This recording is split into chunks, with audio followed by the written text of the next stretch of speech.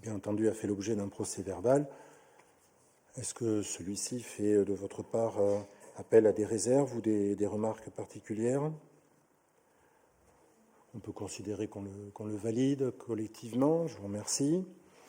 Peu de décisions ont été prises entre ces deux périodes. Sinon, le marché de maîtrise d'œuvre pour les travaux de confortement de la route de Thalès, de manière à aller un peu plus loin dans l'analyse de celui-ci et connaître à la fois ses faiblesses et sa stabilité. Ça avait été prévu dans le cadre du budget. J'ai peut-être des feuilles d'excuses. Non, pas d'excuses. Bon, mais comme ça. Écoutez, je vous propose donc de commencer. Oui, bien sûr. Oui. C'est marqué en gras. Nous devons tirer au sort 6 citoyennes et citoyens de notre commune. Donc, je vous rappelle que nous allons faire donc cette liste des électeurs mise à jour. Évidemment, toutes les personnes, seules les personnes qui sont nées après 1945 sont susceptibles d'être désignées. Et donc, on va commencer par le tour de chauffe que nous faisons habituellement. L'un ouvre la feuille, la page, et l'autre donne le numéro. On va commencer par Dominique.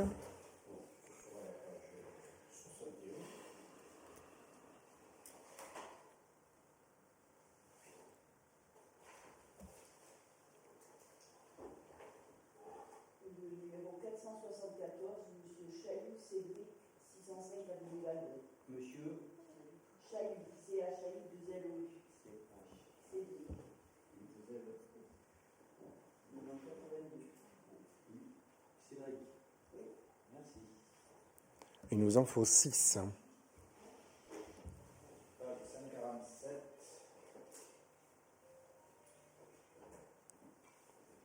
Monsieur 1164, Monsieur Guillou, Jean-Roch, Alain Maurice, 372, rue des Alouettes. Guillou, G-U-I. Quelle année? Quelle année 1980. Guillou, G-U-I, 2-L-O-U-X. Prénom. Jean-Roch, Alain Maurice. Merci.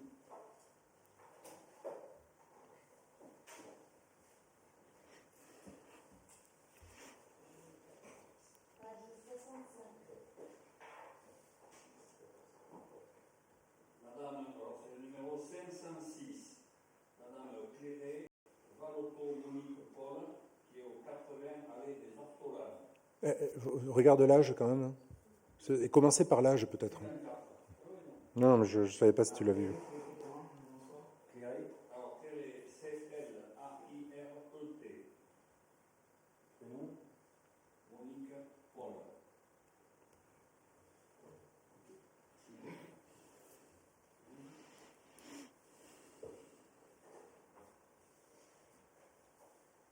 Suivant.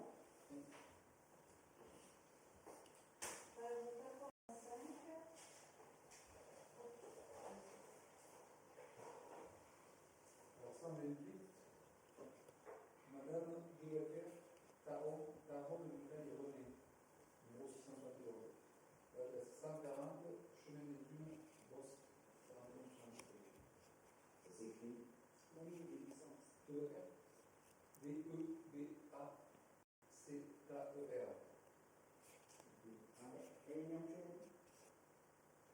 C'est compliqué. Prénom. Alors, Carole, Michael et René. Carole. Merci.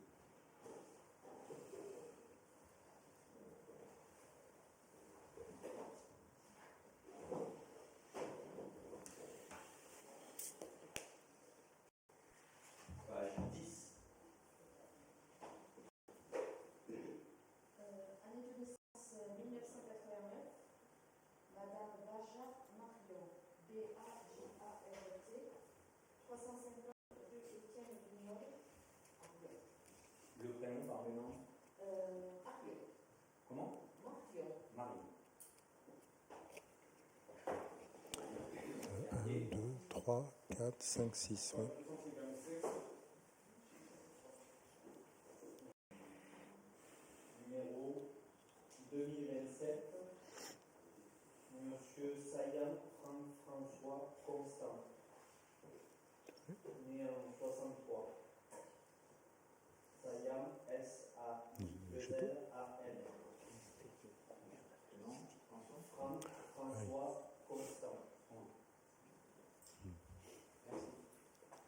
Parfait. On va vous reprendre la liste des électeurs. On commence donc ce premier point, ce deuxième point, excusez-moi, par l'attribution d'une bourse concernant la natation des enfants, petits-enfants, pardon. Donc, je vous propose de soutenir l'apprentissage et la natation pour les enfants rionnais de 8 ans par l'attribution d'une aide financière de 80 € qui équivaut à 10 leçons d'initiation à la natation. Une convention entre la piscine de Saint-Paul-et-Dax et la commune de Rion-des-Landes a été établie afin de donner les cours. Le déroulement se fera comme suit. Donc, un courrier d'information sera transmis aux familles ayant un enfant âgé de 8 ans dans l'année. Il sera accompagné d'un bon afin que leur enfant puisse prendre ses 10 cours de natation à la piscine de Saint-Paul-et-Dax uniquement. La commune versera à la famille l'aide financière de 80 € correspondant à la facture des 10 leçons de natation émises par la piscine de Saint-Paul-et-Dax. Qui est contre ? Qui s'abstient? Merci pour eux. Et on remercie encore la commune de la ville de Saint-Paul-et-Dax pour les liens qui ont été créés pour mener à bien ces cours de natation. Je ne sais pas si vous avez vu samedi, midi ou à 13h sur la 2, un petit garçon et sa maman qui apprennent à... C'était très émouvant.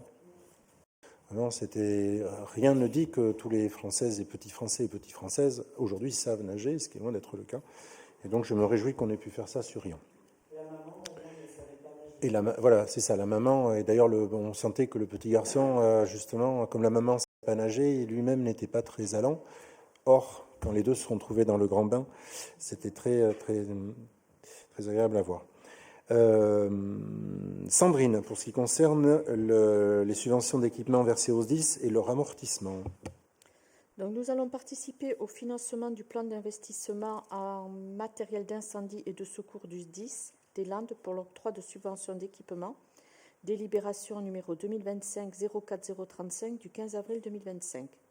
Ces subventions seront comptabilisées au compte 204-181, subventions d'équipement versées aux organismes publics divers, biens mobiliers, matériel et études, conformément à l'analyse du Trésor public. Elles seront compensées par une aide par la CCPT pour le même montant. Donc, en application des dispositions prévues à l'article L. 2321-2-28 du CGCT, les subventions d'équipement versées doivent être amorties, et ce, dès l'année en cours, suivant l'instruction budgétaire et comptable M57. Donc, il convient de fixer la durée d'amortissement de ces subventions d'équipement versées, qui, lorsqu'elles financent des biens mobiliers, du matériel et études, peut s'étaler de 1 an à 5 ans. Donc, je vous propose de fixer la durée de l'amortissement à 1 an. Il est rappelé que la date d'émission du mandat de la subvention sera retenue comme date de début de l'amortissement. Délibération numéro 2023-10-098 du 16 octobre 2023 portant adoption de la nomenclature budgétaire et comptable M57A dite simplifiée. Donc, est-ce que vous êtes d'accord? Qui vote pour? Donc, c'est voté. C'est logique. Hein. Quand vous recevez des recettes, il faut les amortir au même titre que la dépense qui s'amortit. Donc, c'est en miroir, disons. Bénédicte étant retenu par ailleurs, je vous propose donc de prendre le point suivant, à savoir les demandes de subvention dans le cadre des fonds de prévention du CDG 40. Vous savez que le Centre de gestion des Landes a mis en place un certain nombre d'aides et de soutien pour ce qui concerne tout ce qui est relatif à l'ergonomie, à savoir le confort, le matériel et dispositifs d'amélioration, l'aménagement des locaux, en lien évidemment avec la santé et la sécurité au travail, SST, identifiés dans le DU. Et donc, figurez-vous que nous avons un certain nombre d'opérations qui rentrent clairement dans les financements proposés à cet effet par le centre de gestion. Ainsi, pour ce qui concerne l'amélioration des conditions de travail de l'agent chargé de l'accueil, le montant éligible du projet est de 8 000 €. La subvention sollicitée serait de 5 000 euros, ce qui ferait un reste à charge de 3 025 euros. Pour ce qui concerne l'amélioration des conditions de travail des agents du sport, enfin les agents relatifs au service des sports de Rion, le montant du projet est évalué à 6 431 euros. Le montant sollicité de subvention est de 5 000 euros et donc le reste à charge serait de 1 431 euros.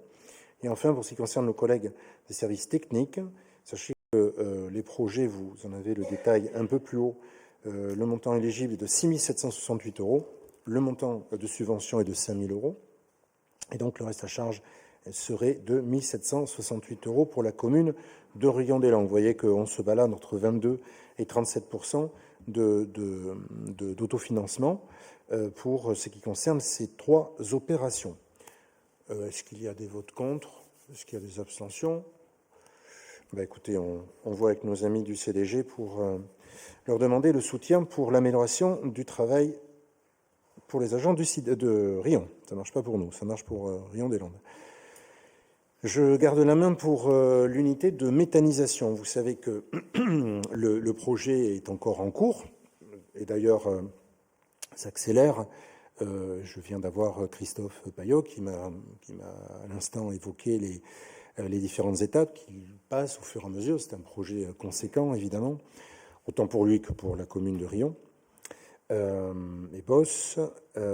Évidemment, je crois que peu d'habitants de Rion et de Bosse ont encore des zones d'ombre, compte tenu de la réunion qui s'est tenue il y a quelques mois, compte tenu également de l'enquête publique qui est en cours, à la fois sur la commune de Rion-des-Landes, mais également sur Igos, puisque Igos-Saint-Saturnin sera le réceptacle du digestat, qui est le sous-produit, le coproduit issu de la méthanisation des entrants fournis par l'entreprise Payog.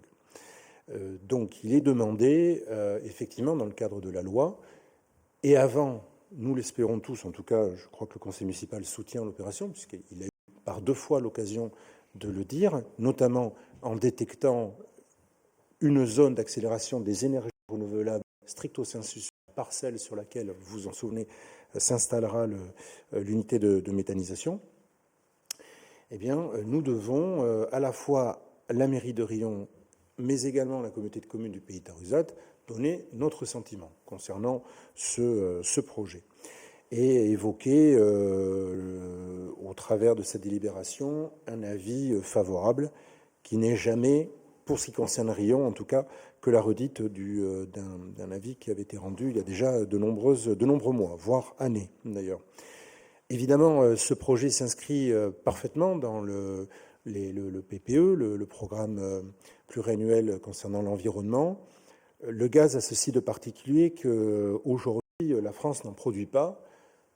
Pendant près de 40 années, pour ne pas dire 5 décennies, a été gorgée du gaz russe, avec quelques points d'accroche sur le gaz scandinave et évidemment l'Algérie, pour, depuis 2022, arrêter quasiment à 80% son approvisionnement pour ce qui concerne l'Est de l'Europe, chacun comprend pourquoi, mais compenser une dépendance en valant une autre par le GNL américain. La grande différence qu'il y a, on fait un peu de géostratégie, c'est que le gaz russe, qui d'ailleurs est alimenté par l'oléoduc Fraternité, chacun mettra la notion de fraternité qu'il veut concernant les Russes, était un prix défini à l'avance, négocié sous Pompidou et valable jusqu'à Emmanuel Macron. Donc des contrats de très long terme. Comme vous pouvez le voir, 4 ou 5 présidents de la République s'y sont succédés. Pour ce qui concerne le GNL, c'est quand même totalement différent. Le GNL donc vous savez, c'est du gaz naturel liquéfié, GNL, qui a capacité à être transporté au-delà de l'oléoduc, c'est-à-dire sur du fret maritime et notamment des tankers. Les principales flottes étant qatari et américaines. L'une des difficultés, c'est d'avoir le terminal qui va avec. Donc il y a un projet de terminal méthanier du côté de Bordeaux, il y en a un du côté du Havre et l'autre à Fos. Donc la porte d'entrée du GNL européen, c'est clairement la France, au-delà de sa seule façade atlantique. Mais le discours que je tiens va un peu plus loin, puisque nous ne sommes plus du tout dans des contrats de long terme signés entre deux puissances à la fois consommatrice et exportatrice. Le gaz qui part du New Jersey ou de Floride a un prix, et vous avez entre 60 et 70 jours pour toper le prix. Si quelqu'un relance et à un prix un peu plus cher que celui que vous proposez, eh bien le navire est dérouté de manière tout à fait légale et part au plus offrant. Chacun a en tête la crise énergétique de 2022, et nous avons, nous collectivement européens, mais français en particulier, acheté la même molécule 4 à 5 fois plus cher que nous l'achetions 6 mois avant.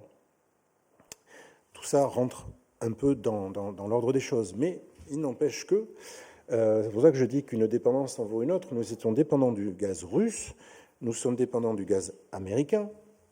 Un grand nombre d'entre vous étaient là le 8 mai pour mon discours, donc je ne reviendrai pas sur ce que j'ai tenu, les propos que j'ai tenus. La confiance n'excluant pas le contrôle. Et les relations internationales, en tout cas, je crois que depuis le général de Gaulle, c'est ainsi que la diplomatie française s'équilibre. Nous sommes un pays ami, allié, mais non aligné. Et lorsque le prix du gaz se fait, y compris au niveau géographiquement des Açores, et que vous n'êtes pas du tout sûr d'avoir le gaz que vous avez commandé 30 jours avant, au prix que vous aviez déterminé 30 jours avant, j'appelle ça plutôt de l'escroquerie, voire de la rançon, que de l'économie libre et non faussée, en tout cas de la concurrence libre et non faussée. Il est donc grand temps que, d'une manière ou d'une autre, nous puissions, sur ce sujet, accomplir la politique qui a été menée sur l'énergie, avec une autonomie digne de ce nom. L'autonomie, elle s'appelle l'autonomie nucléaire, et les énergies renouvelables, non délocalisables par essence.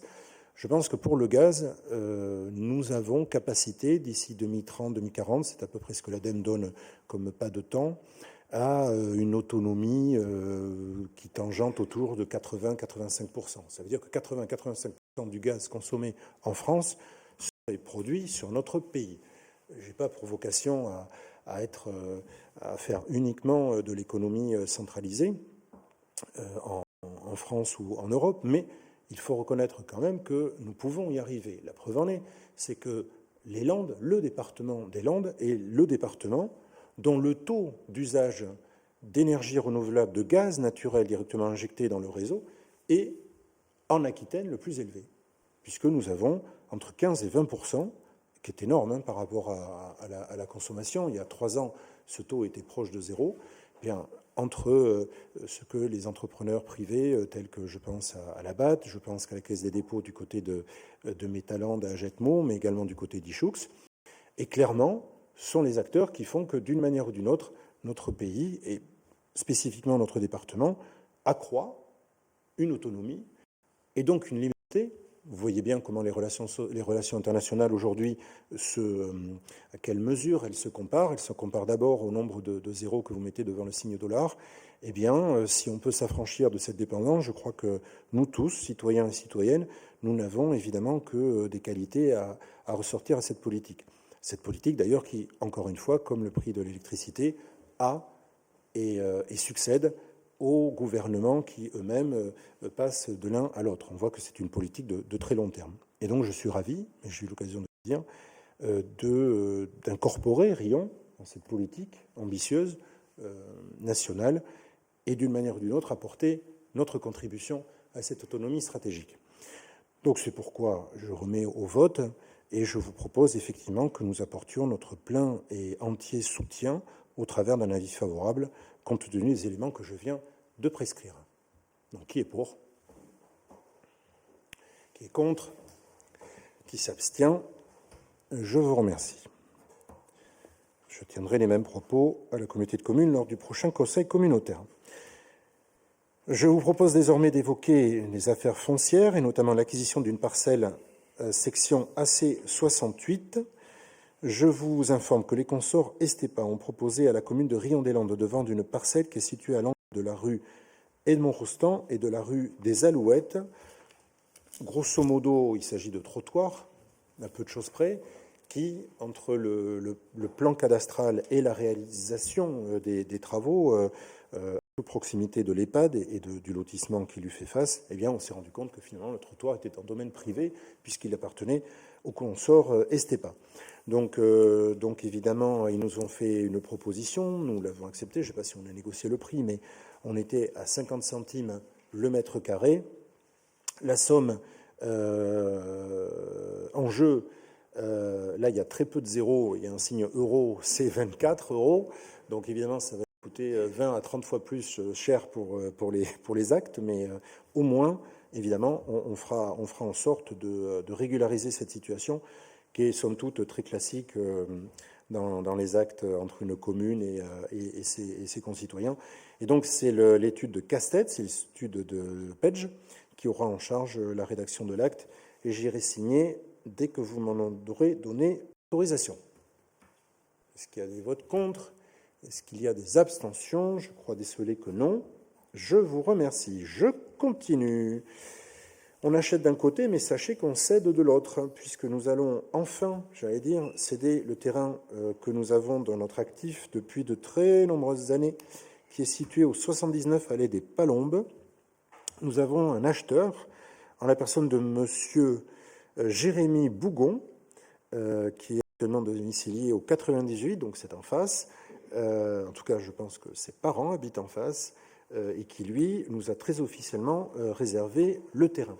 Donc ce terrain, vous le savez, appartenait à la commune, il avait été vendu, puis finalement repris, parce que le tarif avait été j'allais dire bonifié, à condition que les personnes qui avaient acheté le terrain construisent, en moins de 5 ans, je crois, une maison. La maison n'a pas été construite, et donc la commune, je crois que c'était fait à la dernière mandature, avait racheté 2 parcelles. Une première avait été vendue, il nous reste la seconde, et donc je vous propose effectivement d'autoriser la vente du terrain du 79 allée des Palombes, d'une contenance de 631 mètres carrés à monsieur Jérémy Bougon pour la somme de 34 705 euros. Pas de problème? Je vous remercie. Je passe la main à Alain, qui va nous parler de convention de passage avec le SIDEC. Oui, alors il y a 2 délibs, là, je vais les exposer les deux en même temps. Ça concerne la même chose. Donc c'est un droit une convention de passage avec le SIDEC pour la sécurisation du poste électrique de Perrotte au lieu du Périne. Le but, c'est d'enterrer une partie de la ligne. Voilà. Et donc, comme on travaille avec le SIDEC, c'est le SIDEC qui va s'occuper de calculer le montant des dépenses. Donc, ça fait l'objet de la deuxième. Là, c'est pour la convention. Et la deuxième, c'est les montants des dépenses. Il y a pour un montant de 71 358 euros, 11 436 de TVA, ce qui fait un montant hors taxe de 59 922 euros. Subvention du SIDEC, 11 984 euros. Du SASFAS, 47 938. Du CASFAS. CASFAS, oui. CASFAS, voilà. De 47 938 euros. Et la collectivité, bonne nouvelle, néant. Et je crois que c'est cet endroit où il y avait eu des problèmes des branches et des arbres qui étaient tombés, là, où la ligne était tombée. Donc je pense que c'est ça qu'ils veulent reprendre. Voilà. Donc, voyez. Je vais juste préciser, parce que j'interviens même si le SIDEC, mais c'est différent que des trucs que vous voyez passer à droite à gauche. Ce qu'on appelle le CAS facé. Bon, le CAS, laissez tomber. Le facé, c'est ce qu'on appelle le fonds d'amortissement des charges d'électricité. C'est une très bonne idée de solidarité, on y revient, que le législateur des années 20-30 avait inventé, étant entendu que quand vous amenez l'électricité, quand vous l'amenez en ville, elle coûte 7 fois moins cher qu'à la campagne. Donc ça signifiait que si vous laissiez la compétence électrique a été transférée, je crois, en 1924 aux communes, elles étaient bien emmerdées d'avoir la compétence si elles n'avaient pas les moyens de pouvoir électrifier leur territoire et plus encore leurs citoyens. Et donc, ce qui a été mis en place, c'est ce FACÉ, qui en fait, bon an, mal an, est autour de 500 à 600 millions d'euros par an, et dont l'objet unique est d'effacer les réseaux, de faire les extensions de lignes, de faire les renforcements, ce que vous avez sous les yeux, la sécurisation, le renforcement, et l'esthétique, c'est-à-dire d'autres éléments sur lesquels le taux d'intervention est différent. Vous allez de 80% à 60% de mémoire, le SIDEC faisant la différence. Et c'est peut-être aussi pour ça que depuis 80 ans, quasiment 90, eh bien, il n'y a pas un Français qui n'ait pas l'électricité, sans qu'il n'ait à payer un prix supérieur, ou une collectivité d'ailleurs, un prix supérieur, que ce soit que vous soyez à La Défense ou à Beauce. Je prends deux exemples au hasard. Et c'est ce que nous voudrions mettre en place au titre de la fibre, puisque la fibre, selon que vous soyez à Nanterre ou à Beauce, ce n'est pas le même prix. Or là, ceux qui font la différence, eh bien, écoutez, c'est vous et moi, c'est-à-dire les régions, les départements, les syndicats, tels que le SIDEC, et les communautés de communes, qui payent la différence pour avoir un prix moyenné. Or, la moyenne, ce n'est pas moyenné au niveau national. Et c'est dommage. Et c'est dommage. Donc, en 1937, c'est le SIDEC, je crois que le FACÉ a été inventé en 1934. Mais en 1934, on avait peut-être une idée de la solidarité un peu plus supérieure de celle qui est la nôtre 90 ans plus tard. Voilà. Qui est contre? Qui s'abstient? C'est bien.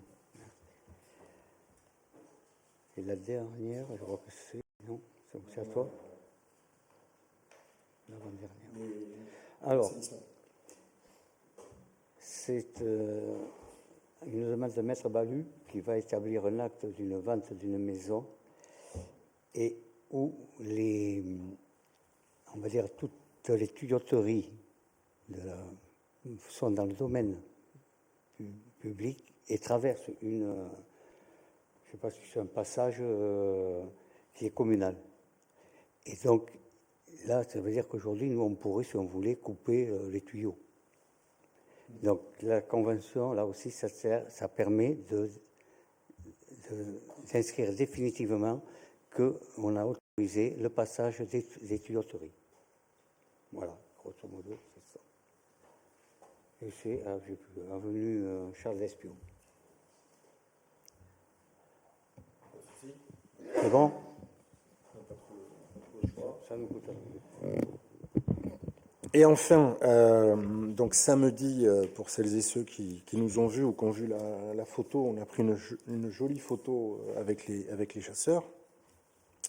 Au-delà de l'anecdote de la photo avait un message qui est celui de soutenir nos amis chasseurs. J'étais à l'Assemblée Générale, on était quelques-uns, on était au moins 3 dans la salle à en faire partie. Ah ben non, tu n'y étais pas, tu étais représenté par tes fils, c'est vrai, parce que tu avais des problèmes de piscine, m'avait-on dit. Ils me disent tout. Donc effectivement, c'est toujours embêtant. J'ai toujours l'habitude de commencer les assemblées générales de la chasse par leur dire que déjà ils sont armés, donc il faut être plutôt sympa avec ces gars-là parce qu'on ne sait jamais, mais ils sont surtout extrêmement sympathiques et n'ont probablement pas conscience du service qu'ils rendent à la population et à la commune, compte tenu du fait qu'ils se fassent engueuler régulièrement. Il y en a d'autres. Mais je leur dis régulièrement que c'est le service public qui coûte probablement le moins cher des services publics, puisque, pouvant comparer avec une grande partie de ma famille qui désormais a migré vers la belle province, donc au Canada, les chasseurs sont payés. D'ailleurs, ils ont notre nom, ils s'appellent les Rangers. Et vous avez tant de bracelets. Alors vous me direz, là-bas, ils ont des bêtes à la hauteur de la taille du pays, parce que quand vous commencez à chasser l'orignal, bon, l'orignal, c'est 2 fois un cerf, donc c'est autre chose. Mais enfin, il n'empêche que ça fait bien longtemps qu'il n'y a pas d'ACCA dans le Nouveau Monde, et c'est directement financé dans les impôts. Ce qui n'est pas le cas pour nous, et pas le cas en France. Et en plus, j'insiste en disant que le budget est positif. En plus, la CCA fait en sorte d'avoir un budget non seulement à l'équilibre, mais plus encore excédentaire.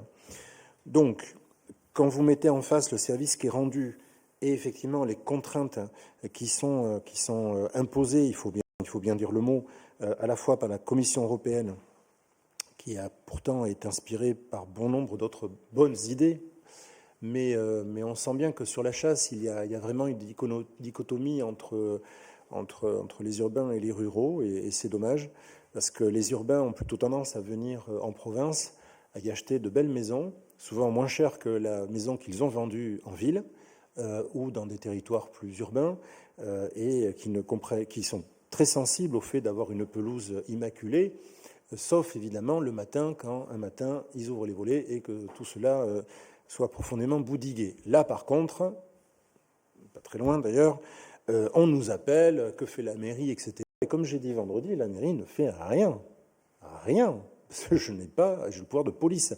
Mais, si vous voulez, sur les êtres humains, rarement sur les quadrupèdes.